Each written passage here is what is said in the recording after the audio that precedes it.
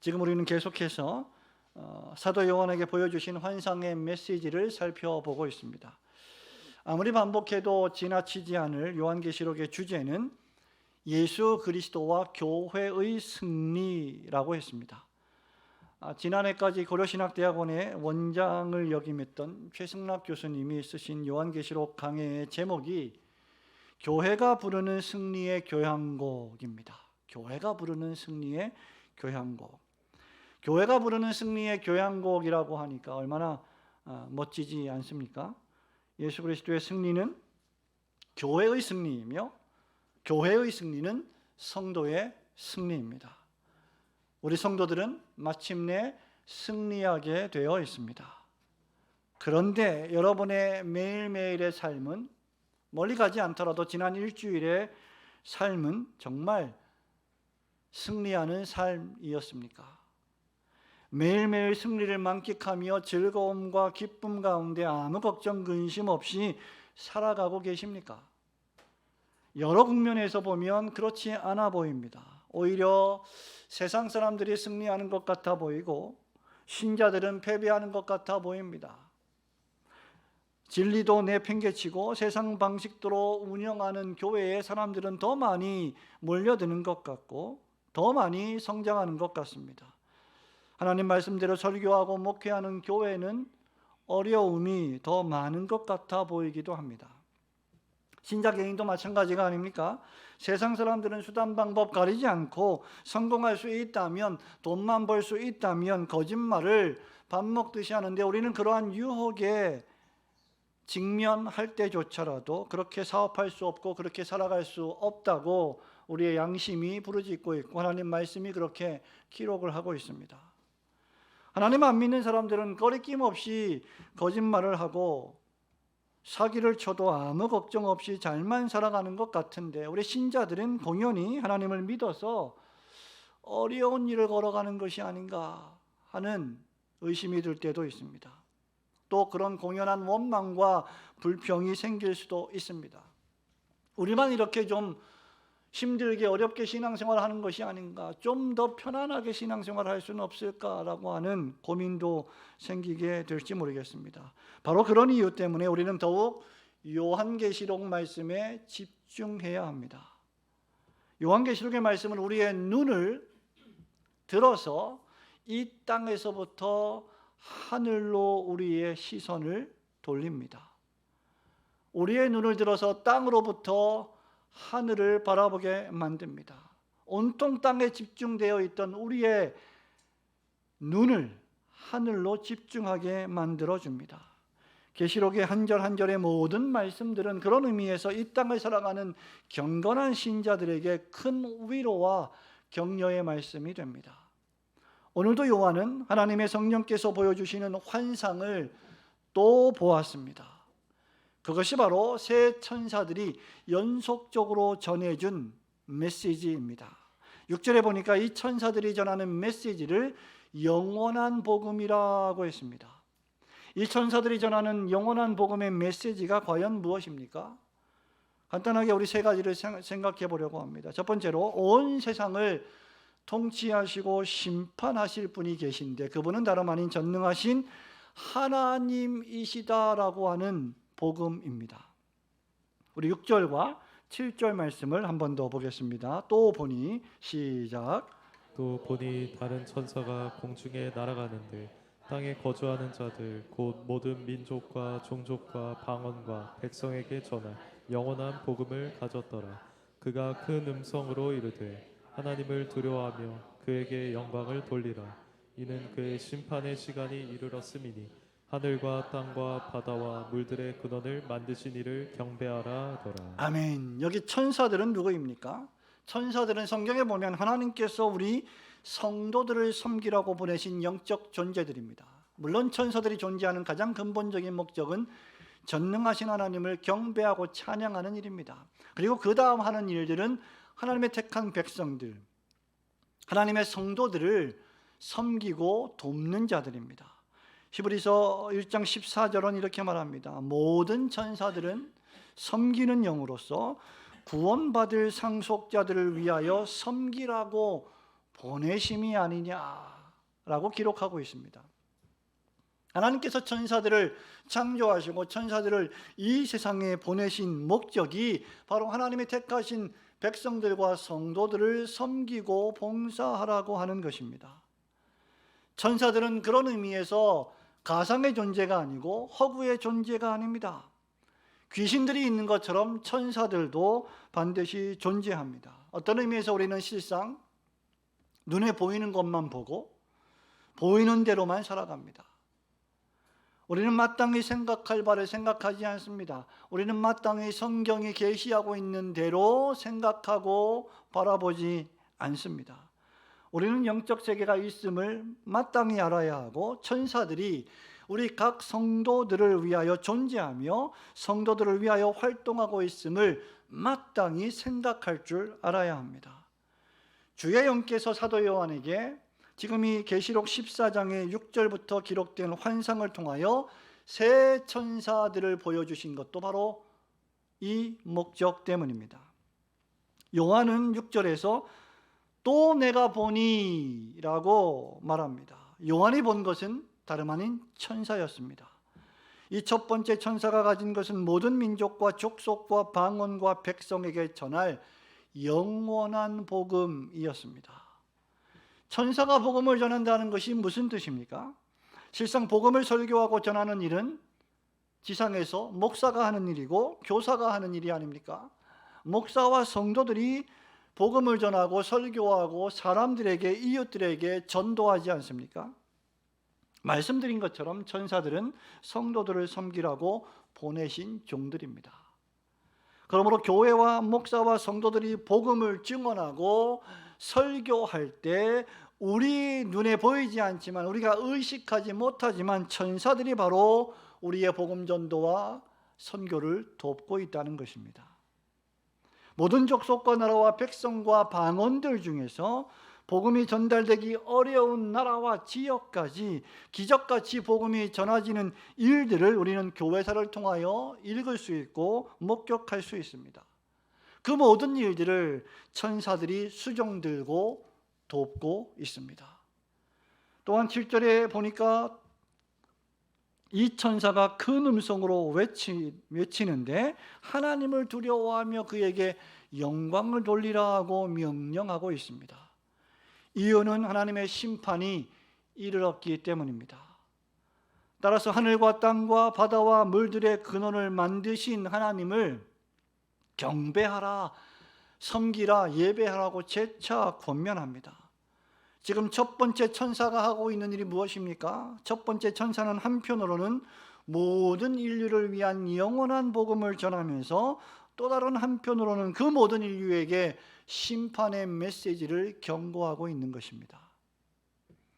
모든 나라와 족속과 방언과 백성들이 마땅히 하나님을 두려워하고 하나님께 영광을 돌리며 경배해야 하는데 그 이유가 하나님께서 하늘과 땅과 바다와 물들의 근원을 창조하셨기 때문입니다.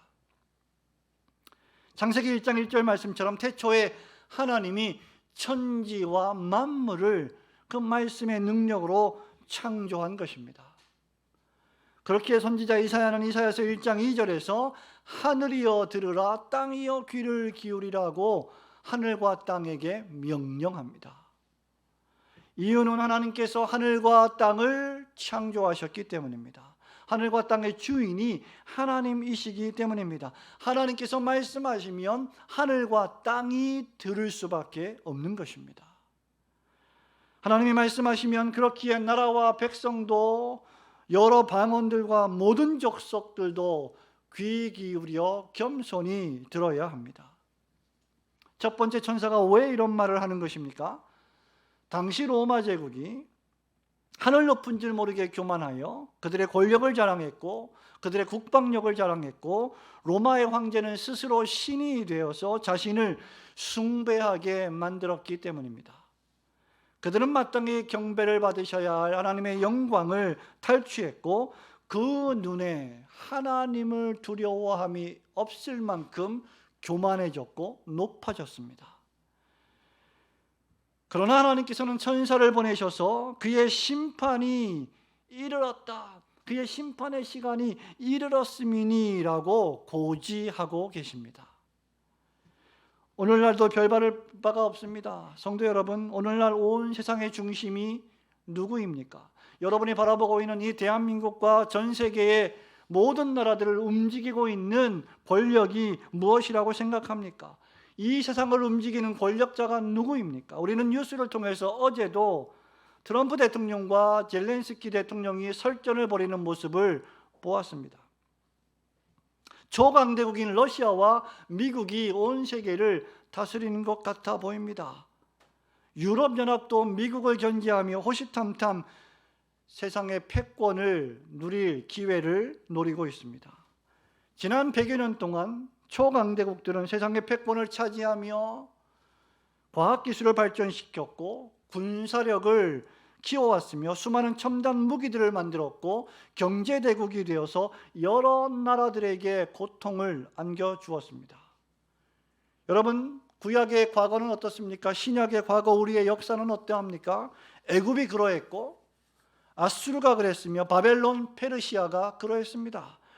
헬라와 로마 제국이 그랬습니다. 불과 200~300년 전에 대영 제국이 그러했습니다. 사람의 눈으로 보면 이 세상 나라의 중심은 바로 이런 초강대국들인 것처럼 보입니다. 이런 나라들이 세상을 움직이는 것 같아 보이고 이런 나라들이 세상을 다스리는 것 같아 보입니다. 하지만 천사가 무엇이라고 외칩니까? 심판의 시간이 이르렀으니 그러므로 너희는 천지를 창조하신 전능하신 하나님을 경배하라고 선포합니다. 이 세상의 중심은 하늘의 예루살렘이요 온 우주를 다스리는 분은 그 하늘의 성전의 보좌에 좌정하신 전능하신 하나님이십니다. 그 하나님께서 세상과 나라와 역사를 지금도 통치하시고 여러분 개인의 삶도 다스리고 계십니다. 그러므로 하나님께서 여전히 온 우주를 통치하시며 마침내 심판하실 때가 이른 줄 아시고 여러분을 창조하신 창조주 하나님, 온 세상을 심판하실 그 심판주 하나님을 두려워하시고 경배하시기를 주님의 이름으로 축원합니다. 두 번째로 새 천사가 전하는 메시지는 하나님을 대적하는 큰 성 바벨론을 하나님께서 반드시 무너뜨리시고 심판하실 것이라는 복음의 메시지입니다. 우리 8절 말씀 한 절만 우리 보겠습니다. 또 다른 천사 곧 둘째가 시작. 또 다른 천사 곧 둘째가 그 뒤를 따라 말하되 무너졌도다 무너졌도다 큰 성 바벨론이여 모든 나라에게 그의 음행으로 말미암아 진노의 포도주를 먹이던 자루다 하더라. 아멘. 요한은 두 번째 천사를 또 보았습니다. 두 번째 천사는 첫 번째 천사의 뒤를 이어 큰 성 바벨론이 무너졌다고 선포합니다.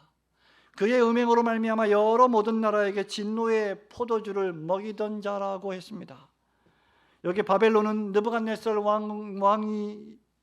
왕으로 있었던 그 구약 시대의 바벨론 대제국을 연상시킵니다. 그러나 1세기 독자들에게 이 바벨론이라고 하는 이름은 당시에 서슬퍼런 로마 제국을 상징하는 이름이었습니다. 구약의 바벨론 제국과 로마 제국의 공통점이 무엇입니까? 그들 모두가 당대의 초강대국이었으며 모든 나라들을 무력으로 정복했다는 점입니다. 그리고 왕과 황제가 스스로 신이 되어서 그들 자신을 신으로 경배하게 강요했다는 것입니다. 두 번째 천사는 하나님께서 이 바벨론을 어떻게 심판하시는지를 선포하고 있는 것입니다. 여기서 주목할 말씀은 천사가 무너졌도다 무너졌도다 라고 한 장면입니다. 성도 여러분, 우리는 요한계시록 설교를 들으면서 요한계시록의 저자인 사도 요한이 이 사건이 때때로 과거에 벌어진 일이며 또는 미래에 벌어질 일이고 지금 현재에 벌어지고 있는 과거와 현재와 미래의 시제가 왔다 갔다 하고 있다는 것을 여러분들에게 말씀드린 바 있습니다. 천사는 지금 바벨론 제국이 무너질 것이라고 말하지 않고 로마 제국이 무너질 것이라고 말하지 않고 이미 무너졌도다 라는 과거 시제로 선언하고 있음을 기억하셔야 합니다. 요한이 이 환상을 볼 때만 하더라도 요한은 반모섬에 유배 중이었습니다. 복음을 전한다는 이유로 섬에 갇혀 있고 감옥에 갇혀 있었습니다. 교회는 박해로 초토화되었고 수많은 성도들이 피난을 떠났고 많은 성도들이 지하 동굴인 카타콤베로 숨어서 숨죽이며 하루하루의 신앙생활을 이어갔습니다. 안락한 예배의 장소가 없었고 풍족한 음식이 없었습니다. 로마 제국은 여전히 강력했고 황제는 신과 같았습니다. 그럼에도 천사는 바벨론이 무너졌다라고 선포하는 것입니다. 비록 요한의 눈에 로마 제국이 얼마나 강력해 보이든지 관계없이, 지금 요한의 삶의 모습이 얼마나 초라해 보이든지 관계없이 바벨론은 무너지게 되어 있습니다. 하나님의 시간표에 따르면 이미 로마 제국은 무너진 것입니다. 하나님께서 로마 제국을 심판하실 것이기 때문입니다. 그렇다면 그 이유가 무엇입니까? 바벨론이라고 불리는 로마 제국이 모든 나라에게 그의 음행으로 말미암은 진노의 포도주를 먹였기 때문이라고 천사가 밝힙니다. 로마 제국은 사람들에게 포도주를 잔뜩 마시게 해서 취한 사람들에게 계속하여 포도주를 먹여 정신을 못 차리게 만들었습니다. 여러분, 이 말이 무슨 말입니까? 이 말이 어떤 뜻입니까? 우리가 이탈리아 로마 하면 어떤 생각이 드십니까? 모든 길은 로마로 통한다. 팍스 로마나라고 하는 문장 속에 담겨져 있는 그 의미가 무엇입니까? 로마의 대제국은 당대 모든 나라들을 무력으로 정복하고 정복하자마자 속국으로 삼았습니다. 로마에 항복하여 로마의 황제를 신으로 섬기는 나라와 국민들에게는 정치적, 경제적 안정과 평화를 제공해 주었습니다.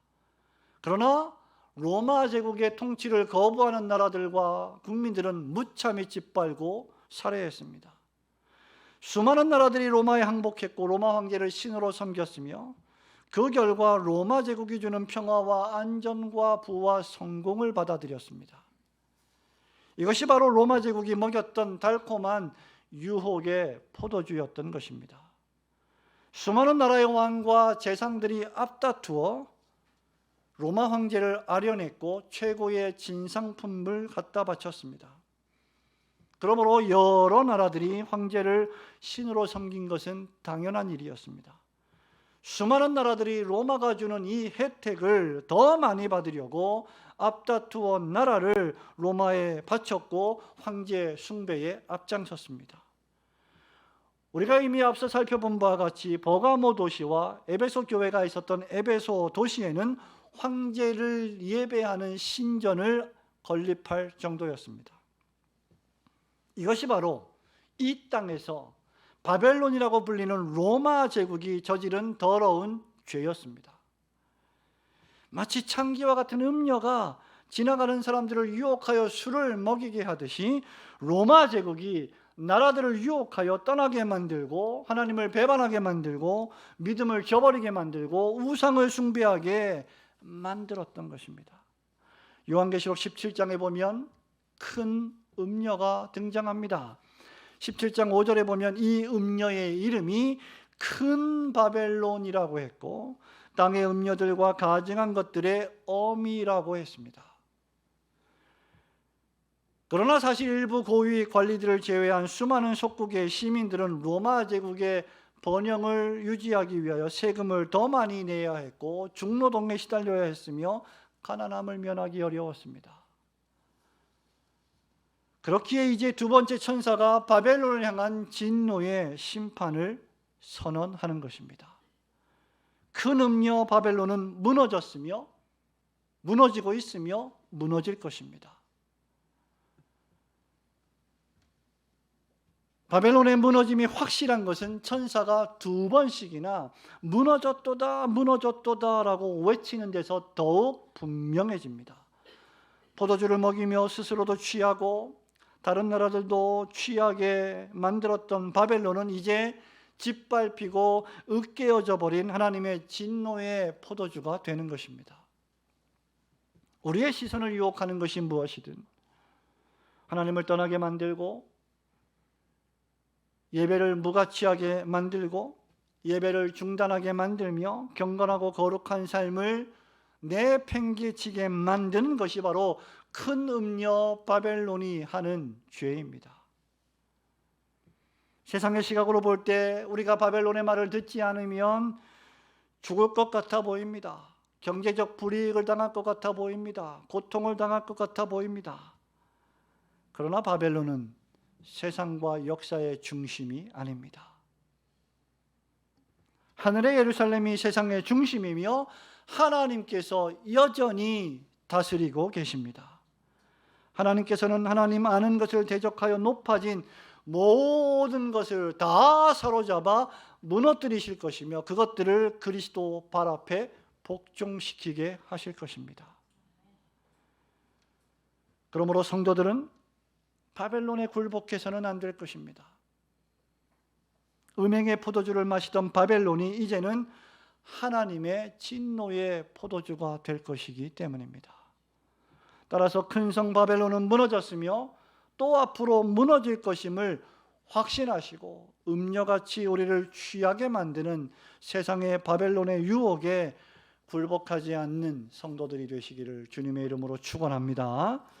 마지막으로 천사들이 전한 영원한 복음의 메시지는 하나님에 대한 계명과 예수에 대한 믿음을 지키며 인내하는 성도들에게 수고를 그치고 쉼을 누리게 해 주실 것이라는 복음의 메시지입니다.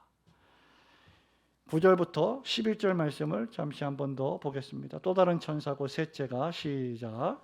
또 다른 천사 곧 셋째가 그 뒤를 따라 큰 음성으로 이르되 만일 누구든지 짐승과 그의 우상에게 경배하고 이마에나 손에 표를 받으며 그도 하나님의 진노의 포도주를 마시리니 그 진노의 잔에 섞인 것이 없이 부은 포도주라 거룩한 천사들 앞과 어린 양 앞에서 불과 유황으로 고난을 받으리니 그 고난의 연기가 세세토록 올라가리로다. 짐승과 그의 우상에게 경배하고 그의 이름표를 받는 자는 누구든지 밤낮 쉼을 얻지 못하리라 하더라. 아멘. 세 번째 천사는 가장 긴 예언의 말씀을 9절부터 13절까지 하고 있습니다. 그 메시지는 두 가지로 요약될 수 있는데 바로 큰 음녀 바벨론을 경배하는 자들이 당할 진노와 심판이 방금 여러분들이 읽은 11절까지의 말씀입니다. 그리고 바벨론을 거절하고 하나님의 계명을 지키며 믿음의 정죄를 지키며 예수를 배반하지 않았던 성도들에게 임할 축복이 12절과 13절에 기록되어 있습니다.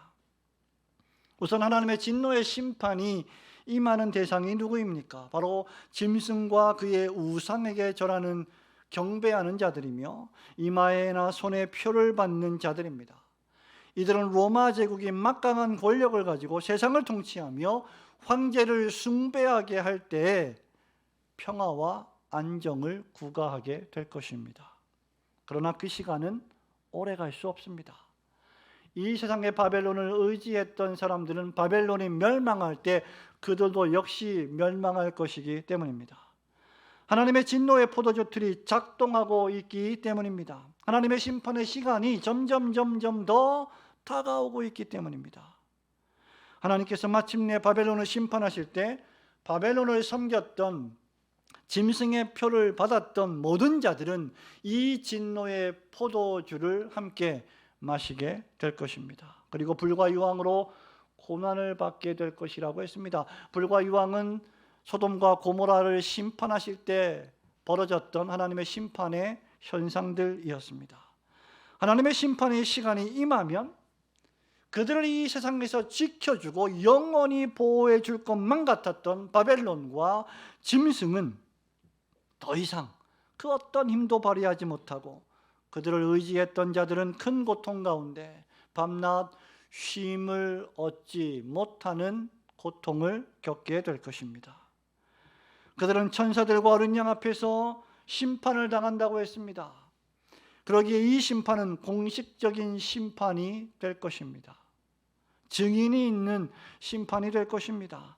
그들이 이 짐승을 섬기면서 짐승 숭배를 거절했던 교회와 성도들을 핍박하고 조롱하고 비난했기 때문에 그들의 심판 역시 천군 천사들 앞에서 공개적으로 이루어지는 것입니다.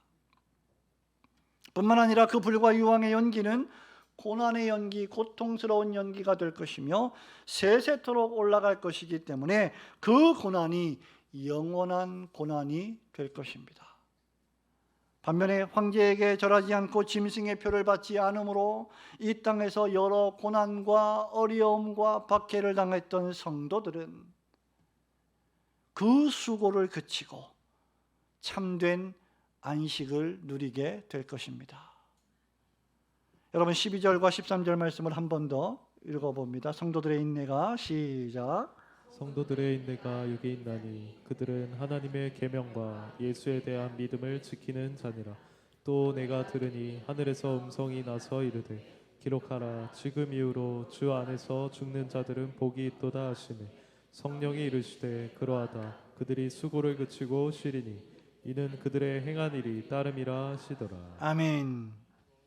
그들은 하나님의 계명을 목숨처럼 지키며 예수를 믿는 믿음을 인내하는 자들이었습니다. 하나님의 계명을 버리면 여러분 편안할 수 있습니다.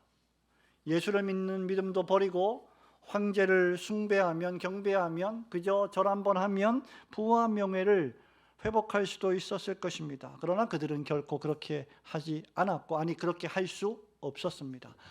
그들에게 몸과 영혼의 주인 되신 황제는 오직 한 분 예수 그리스도뿐이셨기 때문입니다. 그렇기에 실상 이 세상에서의 성도의 삶은 고난과 박해 가운데서의 인내의 삶입니다. 여러분이 세상에서 하나님을 믿지 않는 사람들과 똑같은 삶을 살아간다면 여러분들에겐 고난과 핍박은 없을 것입니다. 그러나 만일 우리가 이 세상에서 바울이 디모데에게 디모데후서 3장 11절에서 권면했던 것처럼 그리스도 예수 안에서 경건하게 살고자 한다면 그 순간부터 박해를 받게 될 것입니다. 하지만 하나님께서 그런 자들을 쉬게 하실 것이다. 그들은 이 세상에서 쉼이 없는 고난을 당했습니다. 하지만 인내 가운데 믿음을 지킴으로 이제 마침내 성령님께서 주시는 참된 안식을 누리게 될 것입니다. 짐승에게 속하여 짐승을 경배하는 자들은 쉼을 잃어버리고 불과 유황의 끝없는 연기 가운데 영원한 고통과 고난을 당하겠지만 어린 양 그리스도에게 속하여 믿음을 지킨 성도들은 참된 쉼과 안식을 누리게 될 것입니다. 세 번째 천사의 축복의 복음을 들어보십시오. 13절 말씀에 지금 이후로 주 안에서 죽는 자들은 복이 있도다 하시매 성령이 이르시되 그러하다.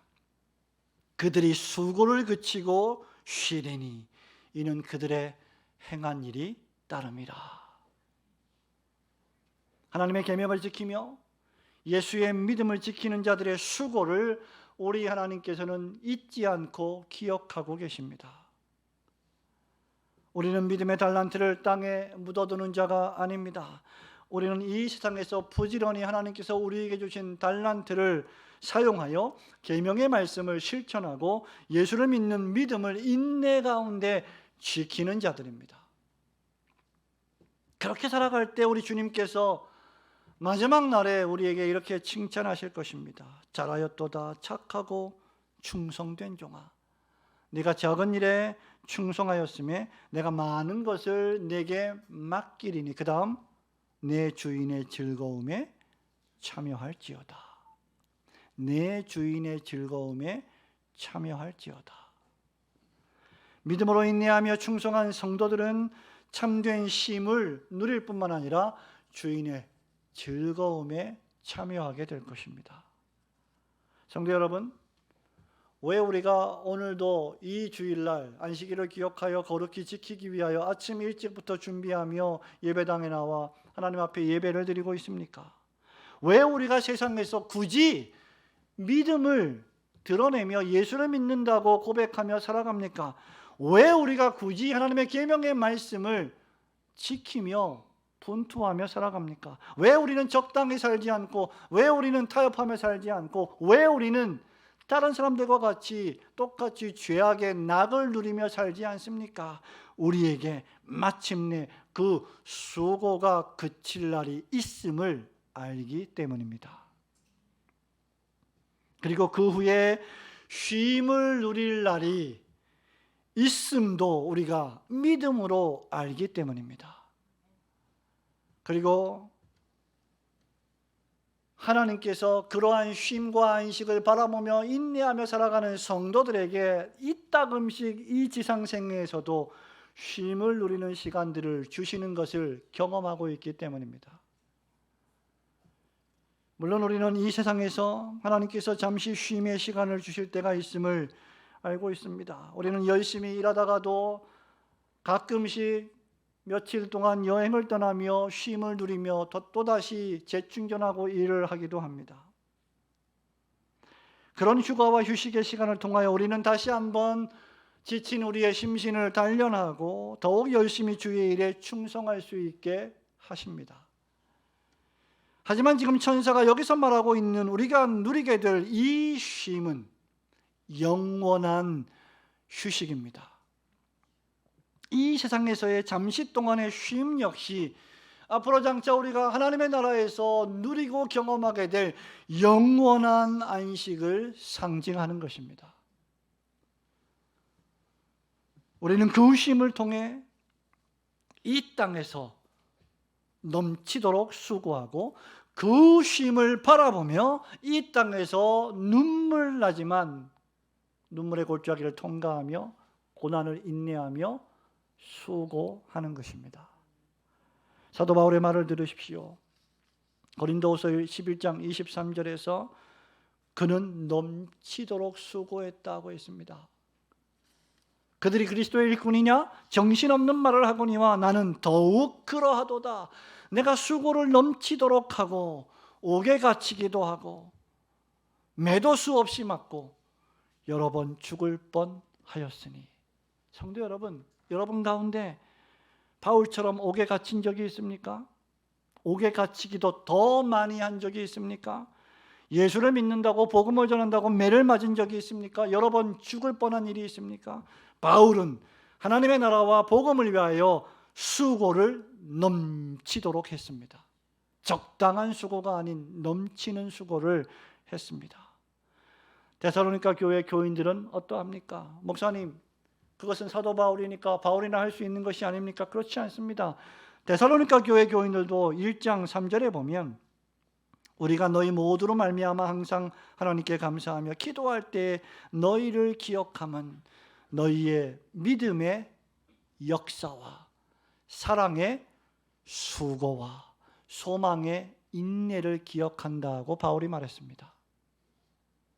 하나님 나라와 주님의 몸된 교회와 성도들을 향한 사랑의 수고를 데살로니가 교회 교인들은 실천했던 것입니다.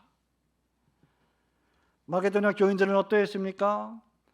고린도후서 8장 2절부터 보면 마게도냐 교인들은 이웃 교회와 복음 전파를 위하여 자신들이 가난함에도 불구하고 힘에 지나도록 넘치는 연보를 했다고 했습니다. 환난의 많은 시련 가운데서 그들의 넘치는 기쁨과 극심한 가난이 그들의 풍성한 연보를 넘치도록 하게 하였으니, 여러분 이것이 가능한 일입니까? 지극히 가난한 극심한 가난이 그들로 하여금 풍성한 연보를 넘치도록 하게 했다. 여러분, 헌금이라고 하는 것은 물질의 소유에 많고 적음에 달려있는 것이 아니라 마음의 변화에 달려있는 것입니다. 내가 증언하노니 그들이 힘대로 할 뿐 아니라 힘에 지나도록 자원하여 이 은혜와 성도 섬기는 일에 참여함에 대하여 우리에게 간절히 구하니라고 바울이 말했습니다. 그들이 왜 힘에 지나도록 연보했습니까? 왜 그들은 그들 자신을 생명처럼 드렸습니까? 그것이 하나님의 계명을 지키며 예수에 대한 믿음을 지키는 구체적인 방법이었기 때문입니다. 신앙생활은 단순히 이론만은 아닙니다. 신앙생활은 실천이며 행동입니다. 예배에 나오는 행동도 역시 마찬가지입니다. 우리에게는 이런 강인한 성도가 필요합니다. 군사 같은 성도가 필요합니다. 또한 모든 성도들이 이렇게 강인한 성도가 되도록 우리 먼저 믿은 성도들이, 우리 옆에 있는 모든 그리스도인들이 더 잘 그리스도를 따르도록 돕고 기도해 주어야 할 것입니다. 그렇게 하나님의 계명의 말씀을 지키며 예수 믿는 믿음을 지켜내며 하나님 나라와 주님의 몸된 교회를 섬길 때 하나님께서는 마침내 너희의 수고를 이제 그만하고 쉬라, 안식을 누리라, 즐거움에 참여하라 말씀해 주실 것입니다. 그러므로 하나님께서 우리 각자에게 영원한 쉼을 누리게 해주실 것을 굳게 믿으시고 이 땅에서 그리스도인으로서 여러분에게 맡겨주신 직분과 사명에 충성하시기를 주님의 이름으로 축원합니다. 성도 여러분, 말씀을 맺습니다. 오늘 우리는 새 천사가 전해준 영원한 복음의 메시지를 들었습니다. 그것은 하나님께서 창조하신 온 세상을 하나님이 여전히 지금도 통치하시며 마침내 하나님의 뜻에 따라 심판하실 것이라는 복음입니다. 근성 바벨론은 무너졌으며 또 앞으로 계속해서 무너질 것이라는 복음의 메시지입니다. 비록 이 세상에서 우리가 고난을 당하지만 하나님의 계명의 말씀을 지키며 예수 그리스도를 믿는 믿음을 지키는 성도들은 마침내 그 수고를 그치고 쉴 날이 오게 될 것이라는 복음입니다. 그러므로 성도 여러분, 목사가 여러분에게 요청합니다. 이 날을 사모하시기를 축원합니다. 이 날을 열렬히 바라보시고 사모하십시오. 이 쉼을 누리는 날이 우리에게 시시각각 다가오고 있음을 묵상하십시오. 이 땅에 살면서 우리가 당하는 어려운 순간들이 있을 때마다 이 쉼의 날을 기억하십시오. 그러면 우리가 우리 인생에서 할 일은 단순하고 자명해집니다. 그것은 언제나 하나님 중심으로 살아가는 것입니다. 여러분의 삶에 하나님 외에 중심이 되었던 모든 것들을 다 제거하고 그 중심을 하나님께 내어 드려야 합니다. 하나님과 하나님의 말씀만이 여러분의 삶의 중심이 되게 하십시오. 하나님을 향한 예배가 여러분의 삶의 중심이 되게 하십시오. 음녀 같은 이 세상이 약속하는 돈과 명예와 인기와 쾌락과 권력과 번영과 안정을 따르지 마십시오. 비록 고난이 임한다 할지라도 하나님의 계명의 말씀을 지키는 길을 택하십시오.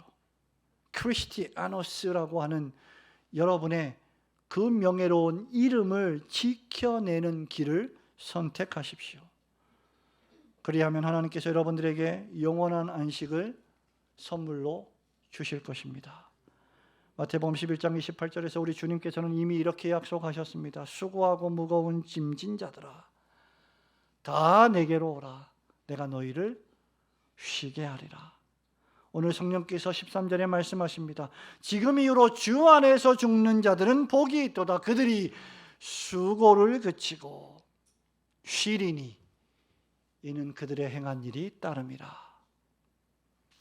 하나님의 나라와 주님의 몸된 교회와 복음의 진전을 위하여 분투했던 여러분의 수고를 그치고 쉬게 될 날이 있음을 믿으시고 그때까지는 오늘도 내일도 모레도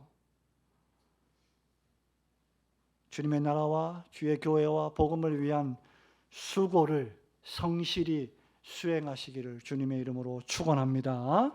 아멘.